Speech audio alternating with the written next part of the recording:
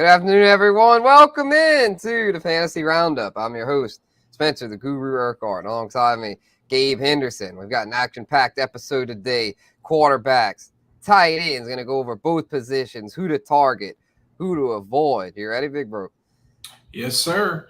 I will tell you, Spencer, if you see my arms flailing at any point, there's a fly in my office today. I'm not reacting to your takes in a negative way. There's just a pesky fly that I can't get. I've been looking for him all day, can't find him. So Damn. don't think I'm reacting negatively to any takes you have. For sure. Well, they'll let the audience know that as well. That's yep. And definitely time to get prepared. That is very real. All facts. And Jerry with us. Good afternoon to you too. So Before we get into the headlines, Spencer, I did have kind of a personal dilemma with my 11 buddies, we have a fantasy football league, redraft, do it every year. We have one keeper, and you can't. Our rule is you can't have the same keeper 2 years in a row. So what people do is before the season, when the draft order is done, they end up trading picks and other players. So they'll trade keepers. So I have landed Justin Jefferson and Christian McCaffrey on my team. And for the life of me, cannot decide who to keep. I've been going back and forth. Good problem to have. A great problem to have. I mean, before that, I was looking at keeping Joe Burrow or Stephon Diggs or someone like that. So I've managed to land these guys. And for the life, I just can't figure it out. I got my draft this Saturday. I'm leaning Jefferson, but McCaffrey's a luxury. And to preface it, I have the last pick in the draft this year. So, I mean, it's a dilemma for sure. I'd go Jefferson is safer, money in the bank, assuming it's full point PPR. It is, yeah. That's definitely where I'm leaning. But at the same time, I'm like, I don't want to be the guy to let McCaffrey go. So I don't know. I'm going to keep thinking about it. Just wanted to pose that question to you, see what you think. For sure. Don't think too hard though. It's one of those things like I'd keep it simple and go Jefferson. As tempting as it is to keep McCaffrey, and it wouldn't really be wrong either way. But to me, Jefferson's just a little bit safer. And if it's full PPR, I mean, he's good for well over 100 receptions. McCaffrey, got to remember last year he was a workhorse still at the 49ers, but they didn't have all their weapons a lot of the time. Like Kittle, sure. I think, was out some of it. Well, I don't think Debo was banged up. Elijah Mitchell. Yeah. So when they're healthy, like McCaffrey might not get quite as many touches to where I think Jefferson's the better player. We know he's going to get his. I think they're both going to get theirs, which is why it's a nice problem to have. Oh, yeah. Yeah, they'll both get there. I think Jefferson might get his slightly more. That's when it's that close, you just got to go with the one you think slightly better. So in this case, to me, it's Jefferson. But let's get to the headlines here. Got a lot to talk about today. And before we get to our quarterbacks, tight ends, we'll probably spend a little time on this top part for those Saints fans out there wondering about it. Alvin Kamara suspended 3 games. We know this. That's set in stone. But Kareem Hunt, he visited the Saints today. They brought him in for the workout yesterday. Then he visited today thinking they had a contract done. Walks out, though. It's reported a couple hours later after everyone assumed it was a done deal. He walked out without a deal and is on his way to Indy to go visit the Colts, who have a huge need at running back because Jonathan Taylor remains out with an ankle injury. Also requested a trade from the said Colts, who just are a complete mess right now. Zach Moss, their backup, is injured, so Colts desperate for a running back right now. Might offer Kareem Hunt a little more than the Saints, and in that case, I have a feeling Hunt's going to sign with whoever pays him the most. And as far as the Saints, I think Leonard Fournette could be a good plan B because he's also a free agent. But maybe Josh Jacobs for some of these running back needy teams. It's now being reported that Jacobs is receiving interest from the Broncos and Chiefs because it's looking more and more likely that he's not going to play with the Raiders this year. He still could come to terms on the 1-year franchise deal, but there's also the chance the Raiders rescind the franchise tag or trade Jacobs. Could be a tag and trade situation or just a complete just rescinding of the tag in which he'd become a free agent. And that would really open things up because Dalvin Cook's still a free agent, Kareem Hunt, as we just mentioned, and Leonard Fournette. So this running back market is very up in the air right now. And then Isaiah Pacheco looking like he's going to be ready for week 1 along with Kadarius Toney. So that might make the Chiefs a little less likely to land any of these guys. But it's just it's running back crazy right now, Gabe. I know we had our running back show last week. We could probably do another running back episode because this is just there's a lot of dominoes, a lot of dust yet to settle here with these backs. It's just I don't know what to think of all this. It's wild. Yeah, the craziest part is the biggest domino that has yet to fall, which is Dalvin Cook wasn't even listed in those headlines. So I mean, Right. it's craziness, as you said. And here's the thing about the NFL offseason and preseason. It's going to be a lot more dramatic than it actually is. I think Josh Jacobs ends up playing with the Raiders. We saw the whole Lamar Jackson saga play out earlier in the year. I think Josh Jacobs ends up staying. I don't think they can really afford to let him walk, especially to a division rival. Jonathan Taylor's the one that might be a different story, though, just because Jim Irsay is insane. Yeah. And I know you have strong feelings about that. And so I don't know. I don't know what happens. I think if you're Kareem Hunt, though, you go where you can play the most, not where you get paid the most money. Yeah, and in that case, probably be the Colts because with the Saints, he get to play a lot, probably just the first 3 weeks, though, and then he'll might end up released and then back to where he all started. So I can see why he left there without a deal because they probably told him, look, we'll give you a nice check for 3 games, but then after that, it's probably adios. So he's like, man, I've still got the juice. I'm going to try and sign with somebody where I can play the full season because let's be real. I mean, when you've got too many cooks in the kitchen at the running back position, somebody's going to have to sit out. And we saw that in 2017 with the Saints and Adrian Peterson.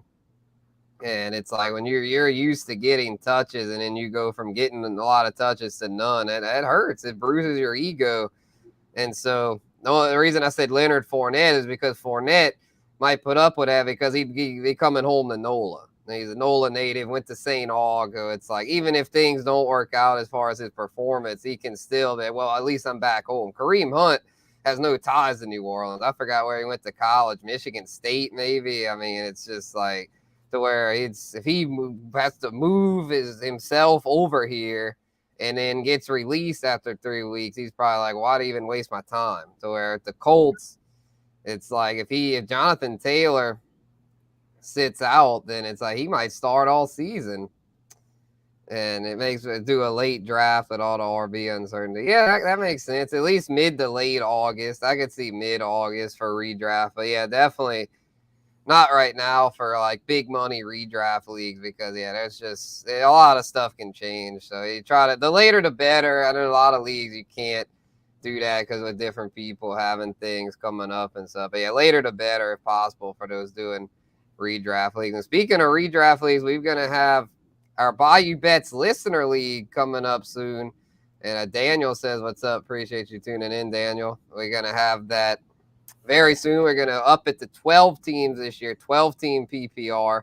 And hopefully our partners at Caesar Sportsbook will back us again. Make sure to head on over to Caesars if you haven't already to get the risk-free first bet offer. And last year, the winner, shout out to Bucktown Rebel, he got to go to the Saints-Panthers game in the suite, I believe, or on the field. Something really nice to where hopefully we can bring that back and have a good prize for you guys for those that want to do the listener league. We're bringing it back regardless, even if it's just for bragging rights. But the goal is to get the prize going. We'll talk to our partners with Caesars about that shortly, and hopefully next week we can start getting that thing filled. And for those interested now, drop a comment. But we'll officially start filling the spots next week. So y'all have that to look forward to. And I guess to put a bow on the running backs thing, it's like, yeah, I agree with you, Gabe, that Jacobs will probably just stay where he's at because I don't think him going elsewhere will really help him out. I think he'll just take his money with the 1-year franchise deal, and he knows he'll get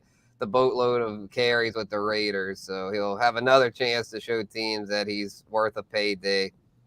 And Dalvin Cook probably end up with the Dolphins or Jets, and then Kareem Hunt I don't think he's going to end up with the Saints. I really don't. I think they had their chance and they missed it. I think he's gonna end up with the Colts inevitably. But we'll see how it all shakes out. It's gonna be interesting.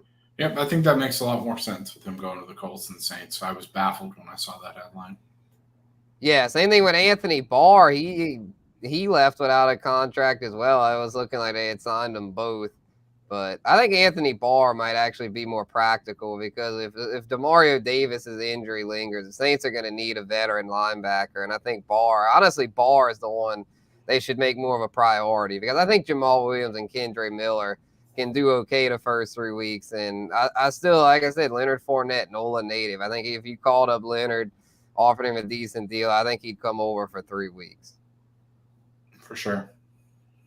So, all right, well, let's get into this quarterback tight end talk. That's the theme of the day, talking the quarterback and tight end positions, who to target, who to avoid. We didn't go, I mean, we went in depth, but it's, most leagues only draft 2 quarterbacks and tight ends, only start 1. It's not like the running back and receiver position where you have a bunch. So we basically did 1 quarterback avoid and 1 tight end avoid per deal here. I think Gabe's got the tight ends covered. I got the quarterbacks. I'll start it off by talking about who I'm targeting early at the quarterback position, and that's Lamar Jackson, who, even though his ADP's crept up into the 3rd round, which you might be thinking, well, that's absurd, which I agree. These quarterback ADPs are getting pretty crazy. But the fact is, with this lack of running back certainty, it's pushing these quarterbacks up. And now more quarterbacks like Lamar, and even though I have Jalen Hurts as an avoid, I mean, it's like these guys are basically running backs as well as quarterbacks. Justin Fields, another example of that. So where these quarterbacks, they're not going late anymore. You're not getting Justin Fields for cheap anymore because people have woken up and realized that they're Josh Allen, another one, that these guys are a lot more valuable than just some committee back on the hopes that he could be a workhorse. So I'd say pay up for Lamar because in this new offense, even if the passing experiment doesn't go as planned, which they're saying so far in camp he hasn't looked that great as a passer, they're gonna let him run wild. He's gonna get his somehow. He's gonna either run wild or the passing will work out. Or he's gonna put up big numbers either way. And to me, I'm willing to take a chance on that as opposed to Jalen Hurts, who I feel like Jalen Hurts kind of hit his peak last year. Lamar Jackson, he did really well back in 2019, but since then he's been kind of searching as far as getting back to that level. I think this could be the year he does. Jalen Hurts, though, I think kind of hit his ceiling last year, and people are paying for that ceiling, and that's where a lot of times you get burned. A lot of times it's better to wait and take the guy who hadn't hit his ceiling yet or hasn't done so in a while, such as Lamar. So I'm thinking Lamar could get back to similar production like in 2019, and Hurts, while he should still do well, I don't see him repeating the kind of production to be worth a 2nd-round pick. Yeah, I agree. I think definitely with a whole round essentially difference between the two. I think I agree with you in the fact that there you go. I said I agree with you, and I'm swatting away your takes. I agree with you in the sense that for where they are, Lamar Jackson's better value because I do think there's a better chance that Lamar Jackson gets up into that Jalen Hurts range in terms of his production last year. Because let's be honest, Spencer, even if it's not with his legs, this is the best receiving core that Lamar Jackson's had in Baltimore. So I think I fully agree with you in the fact that he's going to enjoy I hate calling it a breakout year because he's an MVP. And obviously you mentioned his excellent 2019 season, but this is going to be the best version of Lamar Jackson that we've seen since then. Yeah, I definitely think so. Troy, thanks for tuning in, Troy. Let's talk about Tua. We're going to get to that. We're going to get to that in our mid-round targets and voids. My co-host here is really high on Tua, so I think y'all... We'll get there, Troy. Yeah, we'll get there. So before we get to that, let's talk tight ends. So you got T.J. Hawkinson as your target. Mark Andrews as your avoid, which kind of surprised me because I thought we were both in agreement on the Ravens being improved, but I'm guessing you feel like there's not going to be enough for Andrews to live up to that price. Yeah, it's really all about the price, Spencer. We've talked about how minuscule the difference is obviously Travis Kelce is in a league of his own. And from week to week, some of these other guys, Andrews, Hawkinson, Kittle, probably the next kind of grouping in the tier list of tight ends. I think as you see, there's more than a round between their ADPs. That's the reason I'm essentially avoiding Mark Andrews and going with Hawkinson. Hawkinson will have another year. And I think the fact that Adam Thielen is out of that team, I think they'll rely a little more on Hawkinson. Even though Jordan Addison is there, Hawkinson is a reliable target. And honestly, Mark Andrews doesn't stay on the field enough. He really struggled to stay on the field last year. And with Isaiah Likely, I've said it before, I'll say it again. I think he gets more involved going forward. So I like the value here in Hawkinson in the 4th round ADP because we've said it time and time again. There's not much difference in the two. I'd be surprised if there were more than 20 points separating them at the end of the year. So it's not so much when I say avoid Mark Andrews. Mark Andrews is still a very good tight end. I would just rather have TJ Hawkinson for the value here. Yeah, I feel that. And I used to be higher on Andrews, but someone brought up a good point. It's like, because I was like, well, if Lamar's passing goes up, then Andrews is going to have a huge year. He's got to. It's like, what they brought up, though, they're like, well, for one, Andrews has trouble staying healthy. And for two, they brought in not just Odell Beckham, but the rookie Zay Flowers. And I was like, yeah, I do like Zay Flowers. And they're like, yeah, if Odell stays, Odell's kind of injury prone. And Rashad Bateman. You've got 3 good receivers, so if only 2 are healthy, that's still not a huge amount of volume guaranteed for Andrews. He's guaranteed to get solid production when healthy, top 5 tight end production. But if you're paying a third round price for him, you need to expect more than that. As far as you want this guy to be at the level of guys like T. Higgins and Devontae Smith, and the fact is he's just not going to get that unless the receiving core gets decimated, because the whole point of bringing in these receivers is to give Lamar some more downfield threats. Andrews can stretch the field at times, but they're going to want him to be more of a chain mover as opposed to like the big play guy. And not saying to avoid him completely for me. I know Gabe isn't as high on him. I would still take him in like the mid to late 3rd round, but I can see where at this price point, considering guys that go in that range, like Olave, Devontae Smith, T. Higgins, I wouldn't touch him there. And as for Hawkinson, it's like Jordan Addison scares me. Like I think Addison will have a big role there. And KJ Osborne could get his here and there. Not going to be a big role, but he'll get enough to be kind of a pest. But Hawkinson, pretty solid at this price point. Can't really argue with it too much. Not going to be someone I'm going to go out of my way for. The only tight end I want in the first 5 rounds is Travis Kelce. And if you don't get him in the first round, you're not getting him. But if Hawkinson would fall to like the late 4th, early 5th, I could do it. Yeah, for sure. And, I'm not, just to clarify again, I'm not by any means saying I'm down on Andrews. I'm just, if you're not taking Travis Kelce in the 1st round, please don't take a tight end in the 3rd round, especially early 3rd round. And that's where Mark Andrews is right now. So there's not enough production from that position from anyone other than Travis Kelce to justify taking him in the 3rd round. Yeah, definitely. Let someone else do it. Yeah, I almost put Kelce on there, but it's like, well, duh, of course he's a target. Freaking 1st round talent. So let's move on to the mid-round quarterbacks and tight ends. I'll let you kick this one off, Gabe, since Troy was wanting to hear about Tua. Well, here you go. Gabe's mid-round quarterback target is Tua here in the 8th round. Yeah, we just talked about the ADP skyrocketing for quarterbacks. The guys like Lamar Jackson. People are really sleeping on Tua. He's not a mid-round quarterback. Obviously, he's got that issue staying on the field, but assuming he's healthy, Tua's got the weapons in place. He's got the head coach. He's now got the experience in this new system to thrive. And I think if you're one of those people who's going to wait on a quarterback and not take the Allen, Mahomes, Burrows, Hurts, if you're not going to take those guys, then Tua is a quarterback that you need to keep an eye on, along with someone that you'll mention a little later. I just think, yeah, if you're going to wait on a quarterback, Tua's got a really high upside, especially for where he's projected to go this year.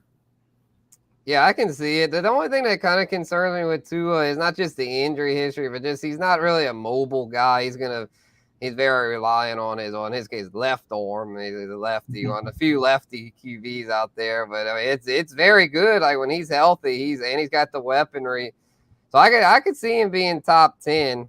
And Troy's like, wow, that's a hot take. I promise you, Tua will outproduce Hurts this year. Woo. Don't go making promises you can't keep, Troy. Yeah, I'm not saying that by any means. I like Tua, especially with an 8th round ADP, but I do not like him over Hurts. I would not. Maybe value wise. Yeah, value wise, and as you mentioned, he's not a mobile quarterback. But the thing is, you're only going to get 1 or 2 mobile quarterbacks around these rounds. Only 1 or 2 very good mobile quarterbacks are going to be available. So if you're waiting on a quarterback to the mid to late rounds, you're kind of accepting the fact that you're not going to get one of those guys. And I think as far as non-mobile quarterbacks go, Tua is in the upper echelons. Yeah, for sure. Yeah, he's one of the best pure passers out there. If he's healthy, I mean, he could be a sneaky pick to lead the league in passing. I don't know what his odds are on Caesars. That could be something we could do a little piece on, like who's the favorites to lead the league in passing, and he might offer value on that. And I see Geno Smith last year as a guy that was a really good passer, but I see you're down on him this year, and I can kind of see why. You know, he's had a career year last year, going to be hard to replicate it, but I feel like his ADP isn't that bad. So what's got you down on Geno?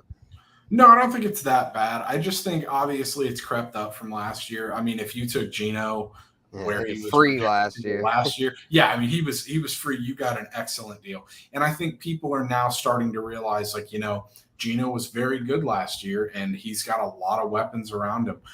I just don't see him replicating that. And so for that reason, I'm fading him. I think there's better value. We'll talk about, I know a guy that you like coming up here in a minute, where I think has better value than Geno in the late rounds. So that's where I'm at. I just don't think you should draft Geno expecting the same production that you got last year. I still think he's going to be a good quarterback. I would rather wait and go with other guys who have higher potential in the later rounds. Yeah, I think he's more of a QB too. I think they've had a full year of film on him in Pete Carroll's system. Defenses are going to adjust. The addition of Jackson Smith and Jigba should help him at least stay relevant. But I think by relevant, it'll be more like QB2 production as opposed to the QB1 finish he had last year. Yeah, for sure. And we know that Pete Carroll, other than when he gets to the 1 yard line, he loves to run the football. And when you have the running backs that they do, I think there's good reason for that. So I think that could also take away a little more production now that they know what they have in the running game. But you never know. I mean, if Geno does have a better year than this year, I'll eat my words. But I just don't think for where he is going now, I think you can get a guy like Jordan Love, who is basically free, who could have one of those Geno type years. Yeah, you never know who might be this year's Geno. I mean, I was just thinking maybe Desmond Ridder. That Falcon system is better than people give it credit for with Arthur Smith. I know it's a lot of running, but Marcus Mariota was a borderline QB1 last year before he got hurt. So yeah, I think Ridder could be a trendy sleeper pick there. Just looking for a free option late, just a dart throw. But move on to tight ends here. I got a couple. Dallas Goedert is someone who I like here, and not like an amazing value, but a fair value in the 6th round for someone that you know what you're getting. He's a very reliable option who, when he's on the field, I know he's had a few injuries here and there, but I just trust him more than, let's just say, a Kyle Pitts, or the one I've got here for a voice, Darren Waller. I just think with Dallas Goedert, you're not expecting him to be a number 1. He's a clear number 3 there, but that offense is good enough to where the number 3 will get his, to where he's just solid. It's just someone you can rely upon, and that's very rare at the tight end position. There's just not many reliable options, and so I'll take the safe option there with Goddard. And I'm not messing with Darren Waller because Darren Waller, for one, has had a lot of trouble staying healthy recently. He had his breakout a few years ago, and then he's a player people love because of his physical attributes. He's a fun player. He's a cool guy off the field. Has a good story with his sobriety journey and stuff. So he seems like a great guy to hang out with and stuff. But as far as fantasy, we've got to be real. And if you've had a lot of injuries and are now going to a system that's a run-first offense that doesn't really throw a whole lot. Daniel Jones last year, yeah, he had a solid year, but a lot of that was due to his rushing. His tight end position, like the tight end position for the Giants, barely got targeted. And Waller's obviously a huge upgrade over what they had, but they've got a lot of weapons there that are just kind of like don't really know their role yet. As far as the rookie Jalen Hyatt, and you still got Hodgins and Slayton. Shepard's back. Wan'Dale Robinson could be back. There's just too much uncertainty over there to where I'm just staying away from it completely. And Waller, as talented as he is in the 5th round, I mean, it's just too steep. I was thinking we'd be able to get him at more of a discount as he was coming off a down year and on a new team. But the hype train's taking off, people. That's the trendy Darren Waller, top 5 tight end. Like even more so than Kyle Pitts. I mean, at this point, I'd probably rather just take a chance on a Kyle Pitts resurgence because a lot of times he'll slip where Waller doesn't slip past the 5th round anymore. So y'all can have him. Yeah, there's nothing worse, and I should have prefaced my comments with this earlier, Spencer. There's nothing worse than a tight end who can't stay on the field, just because there are so few tight ends who are consistent producers. You've got to play the waiver wire perfectly if you have a tight end who gets hurt, unless you're one of those who carries 2, which isn't all that common. But Dallas Goedert, yeah, he's the model for consistency at tight end. He's nothing special. He'll maybe have a few games where he breaks out and gets you damn near 20 points. But other than that, I mean, he's a guy who will get you 10, 12 points every week. And that's exactly what you can hope for if you're not getting a guy like Kelsey. Right, yeah. So, yeah, just take might not be as flashy of a pick. People in your drafts be like, Dallas Goedert. It was like, well, he's consistent. Darren Waller will be, woo, and he'll be hurt by week 4. Yep. Oh, man, let's see here. All right, so Jerry is asking about Kareem Hunt and Anthony Barr. Why have they not signed with the Saints? Well, I think Kareem Hunt, I think, is because we had brought it up earlier about with the Colts. I think with the Colts, he's thinking he's going to get a better opportunity over there. Not really sure about Anthony Barr. Didn't really have time to research his situation too much since we're discussing offensive players here on the Fantasy Roundup. But definitely a holdup, unfortunately. And to me, if I'm the Saints, I'm making Barr more of a priority. And I think a lot of it probably has to do with the probably the incentives within the contracts, as opposed to to say that he could. Jerry wants Hunt. Jerry wants Kareem Hunt. Jerry wants Kareem Hunt. But I think the incentives are what's kind of holding it up. Like I don't think the Saints and Hunt are really like Hunt's probably like they probably offered him incentives, and Hunt's probably like, well, what's going to happen after 3 games? And the Saints are probably like, well, we can't make any guarantees past then. So that's what I think the holdup is. I think Kareem Hunt's thinking that he's just going to be used up 3 weeks and get a big workload and then pretty much kick to the curb. And with the Colts, though, I think he might be able to sign with them. And if Jonathan Taylor's out, he'll be the focal point. He'll be the lead back over there. So that's what I think the holdup is with that. As far as Barr, again, not really sure. I thought that was going to get done, especially with the DeMario Davis deal.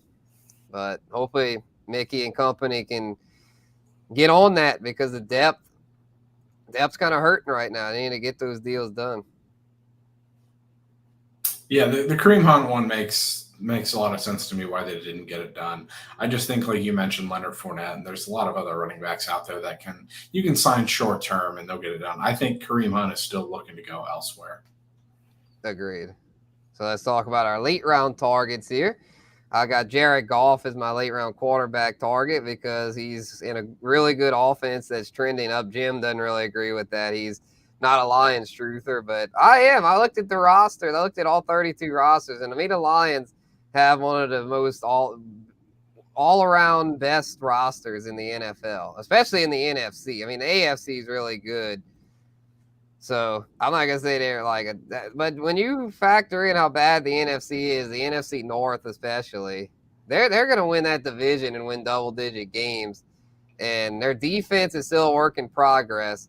So I'm thinking that Jared Goff's going to be able to put up some big numbers in what's going to be – they're going to be in a lot of shootouts. And I see you got his rookie tight end there, Sam Laporta, as a target, who I'm also pretty high on late.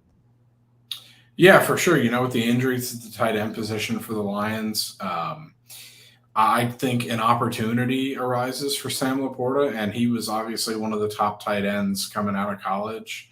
I think there's a hole in the Lions offense right now. Obviously, you've got Amon-Ra, but with Williams out, there's not too many targets that the Lions have that are reliable. So I think Laporta can really be that guy for the Lions, especially early on. Goff loves his short range targets, and I think that's what Laporta could be, just over the middle guy who gets you first downs when Amon-Ra is not open, which I know is rare, but Amon-Ra can't get 30 catches a game. It's not practical. So you got to have someone else arise, and I think Laporta could be that guy with now an opportunity. He's got to shine from week one. For sure.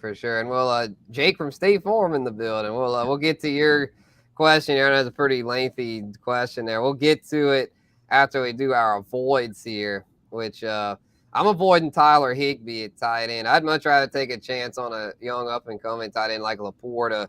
And it's crazy that Tyler Higbee's being drafted over him because Tyler Higbee you want to talk about mid. Tyler Higbee's the most mid tight end I've ever seen. And it's like, that's not going to cut it as far as your lineup. You want someone like Dallas Goedert is at least good enough to where it's like he gets enough points more than the average to be worth it. Tyler Higbee is one of those guys. He's just okay. He plays all the games. He's durable, but he doesn't do enough to justify rostering because he's no better than the replacement level. You're just as good basically playing the waiver wire each week. So don't mess with that. It's not worth it. Try to shoot for upside late. You might as well. It's the 12th round. Don't worry about safe targets in the 12th round. Higbee had a few touchdowns last year early on, and everyone went nuts and forgot the rest of his career. Yeah, he's had little spurts where he's done good, but other than these like 3 or 4 game stretches, he's not been reliable. And I see you've got Bryce Young. You're down on the rookie there. Yeah, I think there's better rookie options available. I mean, I think both Anthony Richardson and CJ Stroud will be better fantasy-wise. I don't see the Panthers throwing the ball that often. I know they revamped their receiving core. I really think the running game and Miles Sanders is what they're going to lean on. So I don't think you're going to get as much production from Bryce Young. And I think there are concerns about his transition into the NFL. I think he'll be fine in the long run. He just might struggle early on. So I'm predicting that. And I think 13th round is too early to take a rookie quarterback like Bryce Young. Yeah, I agree. It's not worth messing with these rookies. They're going to be in for some rude awakenings because like none of the Panthers, Texans, or Colts are in good shape. So yeah, I wouldn't mess with those guys. And we got a question here. Are you worried about historical rookie tight end production? I'm not really that worried about it in this case because one, you're getting him so late, 12th round. It's like, what the hell? Even if he busts, you're not out anything. And also in this offense there, Detroit, it's a good situation because they don't really have anything else at tight end. And their receiving core is a little thin behind Amon-Ra St. Brown, who had Jamison Williams suspended. So I normally don't mess with rookie tight ends. I'm not high on Michael Mayer. I mean, even Dalton Kincaid, someone I was really high on pre-draft, and he landed with the Bills, who have established options. Not really that high on him, but Laporta is the rookie tight end I am high on because to me he landed in the best situation. I agree, and I do think it's worth noting, although I know there have been historical rookie tight end struggles. I think this is also the best rookie class we've seen in a while. I'm not saying all of them are going to produce right away, but I think guys like Laporta and maybe even Kincaid, because I think Kincaid will get red zone targets. I think both of them will have decent first years. For sure. Let's grade Jake's trade here. Dynasty with contracts. Oh, he's serious. He takes this stuff serious here. Tyreek with 2 years left for Drake London with 4 years left. I also saved $20. Drake at $24. Tyreek at $45. I tell you what, man, unless you're in a thing that's like a situation where you think you've really got a stacked team that's ready to win now, I'd probably take this because Drake London's someone that's just scratching the surface. Tyreek Hill last year may have been his career year. I think he'll have another big year this year, but with Jalen Waddle there, I don't know if he'll do quite as well. And it's just, I think he's going to gradually tick down. Drake London, I don't trust Kyle Pitts to be a number one. Drake London's the number one over there. And they've got Bijan to help take attention away. So they've got other weapons. Drake London, I think, is really in a good spot for success. And he's pretty much the only game in town at the wide receiver position. And I think he's going to fill the A.J. Brown role. Remember, A.J. Brown burst onto the scene, and Arthur Smith was the play caller in Tennessee. Yep. Now Arthur Smith's the head coach and play caller in Atlanta. So I think Drake London's in a really good spot. So unless you've got a team with a lot of older players that's just like, well, if I don't win this year, I'm going to have to rebuild. If you're just kind of like, just in just whatever kind of spot, just like kind of a mid-range spot, I'd probably just do it. And it might hurt your chances a little bit this year. But moving forward, if he's got 4 years left, it'll really help you out in the long term. So if this is a league you plan on sticking with, I'd probably go ahead and take that. Yeah, and just to add one more thing to that, Spencer, you alluded to it earlier. I think Desmond Ridder will be a lot better this year, and I think that'll eventually lead to more opportunities for Drake London, who had a really good year last year. He flew under the radar, fell off toward the end a little bit, but obviously that's partly because of growing pains with Desmond Ridder, and I'm on record, you're on record, both saying that he'll be a lot better this year, I think. Mm-hmm. Oh, he actually already did it. So they grade the trade, please. Yeah, that's a good trade. I give it. Yeah, I give it. I guess A-. I like it, but it's like B+. Yeah, B+, A-. Yeah, I think it's a decent trade. Maybe could have gotten a little more, but it was considering Tyreek's age, he probably couldn't have gotten much more than that in the dynasty. Troy's got another one for us. Keeper league got Cam Akers in the 17th round. Year he was hurt, so it cost me a 15th rounder. Is he worth keeping? Is he the man for the Rams?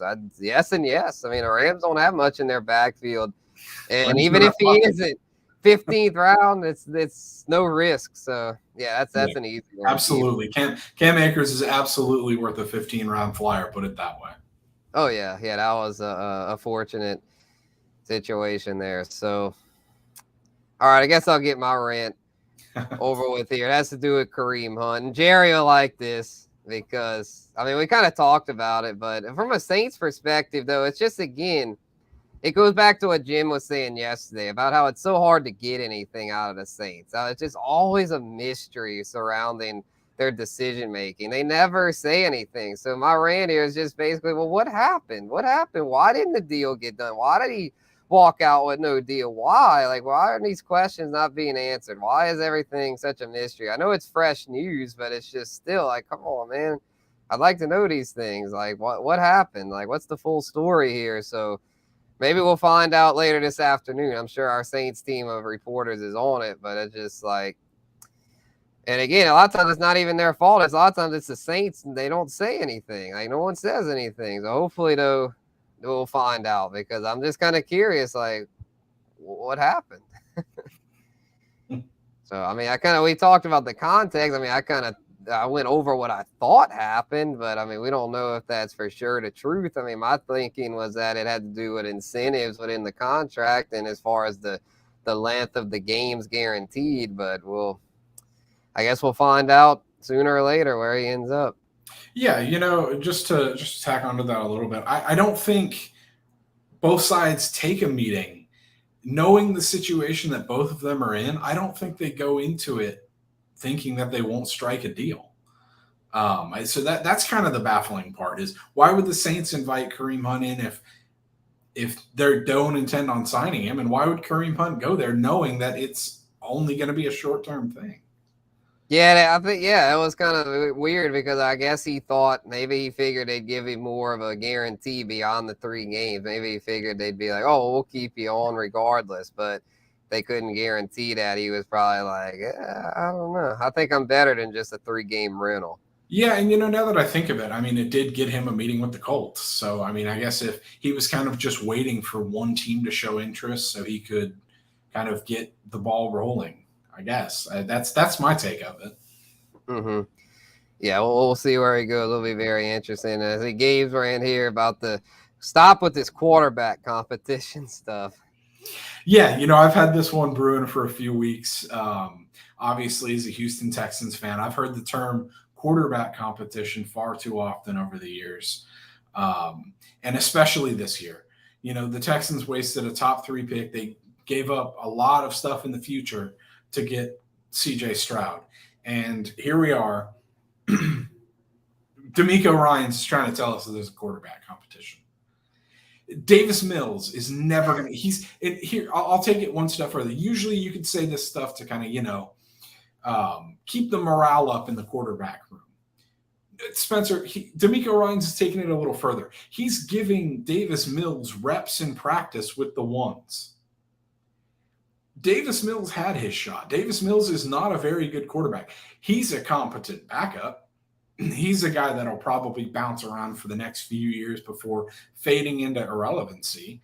But let's not kid ourselves. CJ Stroud is quarterback 1. He should be getting all the reps in practice at quarterback 1. And the same could be said for a few other quarterbacks around the league. I like what the Panthers have done. It's no BS with the Panthers. Bryce Young is their guy. And for all intents and purposes, the same should be said for the Texans. And in my opinion, for the Colts as well. Obviously, the Colts have a little better quarterback room than the Texans beyond the rookie that they just drafted. But can we stop with this quarterback competition stuff? It's no secret, and it's already come back to bite the Texans once when Bill O'Brien thought starting Tom Savage for a half would be better than Deshaun Watson. Like, come on, stop. You draft rookies this high to start them. You think they're ready to start. And obviously, if you have a good situation where you have a good quarterback and you're going to let him develop, like with Mahomes, that's a different story. But the quarterback play has sucked the last few years. So stop kidding around. Be more like the Carolina Panthers, and please just name your rookies your QB1 because it'll save everybody some time. Right? Yeah, because Alex Smith, go back to the Mahomes thing, Alex Smith was there, and he at that point was a very strong starting quarterback. Right, the Texans, Davis Mills is not that. Case Keenum, not that. So, yeah, I think from what I read, though, CJ Stroud's been getting more of the first team reps. So I would think D'Amico is going to come around and start him. Hopefully, he doesn't pull a Bob and freaking start the wrong guy. No, I'm by no means saying that Davis Mills will start. He absolutely will not. But the fact that we are a few weeks away from the season and Davis Mills is getting any reps with the first team is baffling to me. Just because CJ Stroud is so clearly your guy. And all the reports have said he's a great leader, and people are absolutely amazed at how well he's matured and transitioned into the NFL thus far. So just quit playing around. Be like the Panthers. Name your starting quarterback. You're not fooling anybody. Yeah, definitely not. Now, Troy's got a question for us here before we go.